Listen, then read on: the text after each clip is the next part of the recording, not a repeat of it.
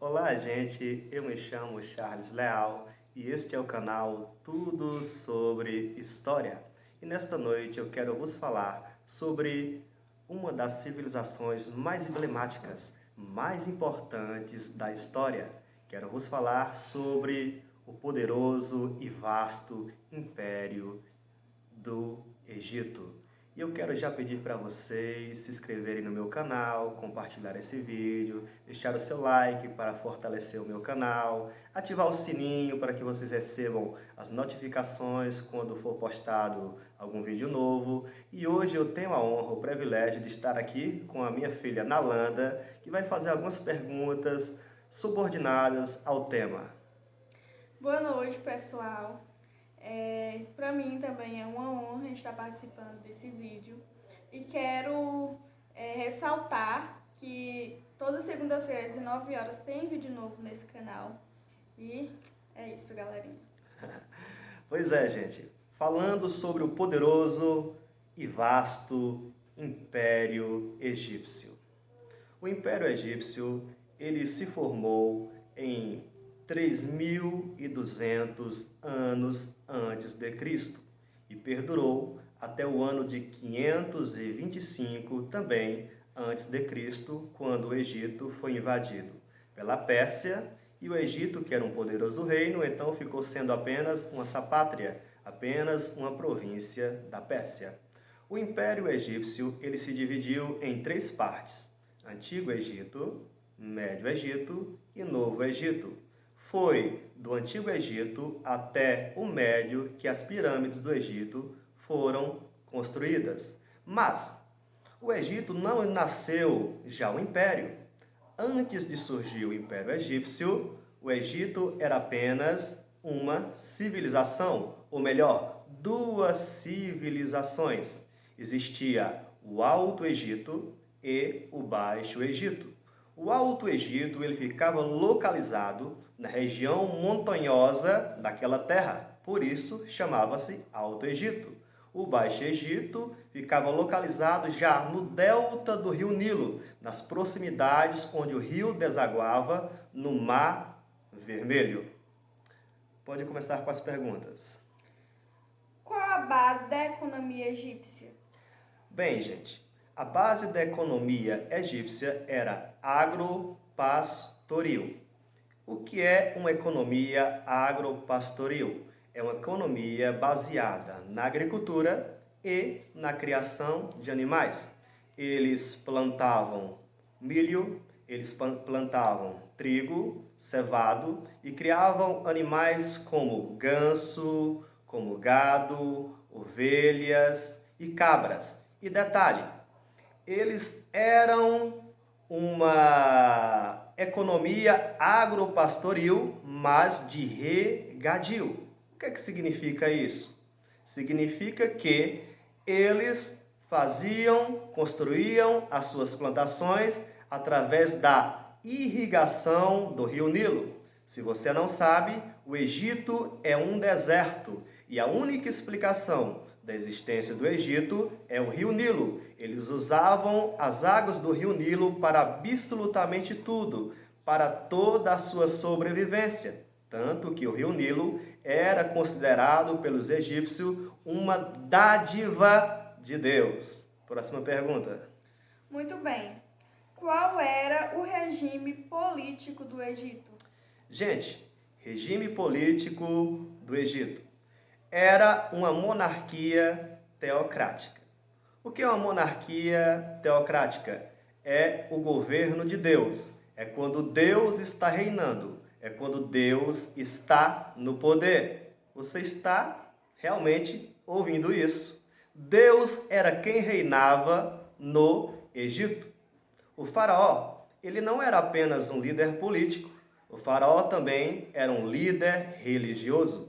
E muito mais do que um líder religioso, o faraó, ele era considerado o próprio Deus. Ele era conhecido como Horus Vivo.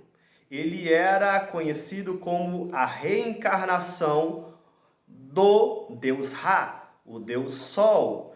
Ele era o Deus mais poderoso do mundo. Os egípcios acreditavam que todo o poder emanava dele, que ele era o Senhor de todos os povos e de todas as terras. Próxima. Muito bem. Mas Faraó era o único Deus do Egito? Não. Apesar de Faraó ser um Deus muito poderoso, respeitadíssimo, ele não era o único Deus do Egito, pois os egípcios eles eram politeístas, assim como a civilização, também mesopotâmica, eles acreditavam em inúmeros deuses. Havia muitos e muitos deuses no Egito. Existia deuses com figura de homem, deuses com figura de animais e deuses também com figuras tanto de homem como também de animais. Mas eu quero deixar uma observação. Houve um período na história que o Egito se transformou sim em um regime monoteísta, tendo apenas um Deus. Foi no período do faraó Amenófis IV. Esse faraó Amenófis IV, ele juntou todos os deuses, todas as divindades do Egito e os colocou em uma só divindade, que era chamado o deus Adon. Próxima pergunta. Como se dividiam as classes sociais do Egito? Pois bem, as classes sociais do Egito eram divididas em a classe superior e a classe inferior. Quem eram as pessoas que estavam situadas na classe superior? Em primeiro lugar, lógico, o faraó, afinal de contas, ele era Deus. Estava também a nobreza, que era a família do próprio faraó. Estava também os militares. Estava também os sacerdotes, que cuidavam da parte religiosa, e também os escribas, que eram os responsáveis pela escrita, pela administração e pela contabilidade do Egito. E já que estou falando dos escribas, e eram eles que dominavam a escrita, quero dizer-lhes que existia 3 tipos de escrita no Egito. A primeira escrita era hieroglífica. Essa escrita ela era usada exclusivamente para rituais, para a parte religiosa. Existia também a escrita hierática, que era a escrita documental ou administrativa. Havia também a escrita demótica. Essa era a escrita mais simples, usada popularmente no Egito. Próxima pergunta. O Egito era uma civilização escravagista como a Roma e a Grécia? Não. A Roma e a Grécia, a base da economia deles era escrava. Porém, o Egito possuía sim escravos, mas a maior parte dos trabalhadores do Egito não eram escravos.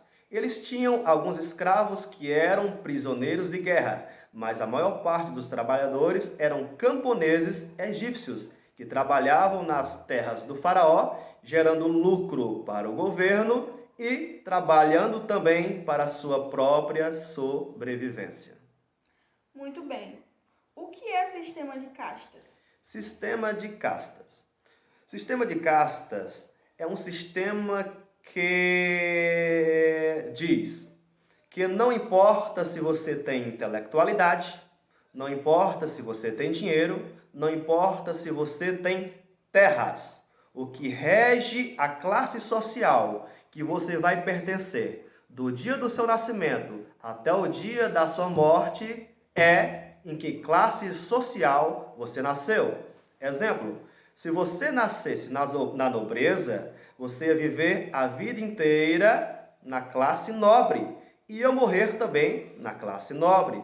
Se porventura você nascesse pobre, você ia viver o resto da sua vida na pobreza e ia morrer também pobre. Ou seja, o que definia a sua classe social era o seu nascimento. Com que intuito as pirâmides egípcias foram construídas? Pois é, gente. As pirâmides do Egito, é uma das 7 maravilhas do mundo antigo. Elas são belíssimas. E algumas pessoas podem até imaginar que as pirâmides eram templos religiosos. Outros podem pensar, talvez, que as pirâmides eram palácios da nobreza ou do próprio faraó, mas não era. As pirâmides eram túmulos, tumbas, construções funerárias, porque os egípcios, eles acreditavam piamente na vida após a morte. Se existe uma coisa que preocupava os egípcios, era a outra vida.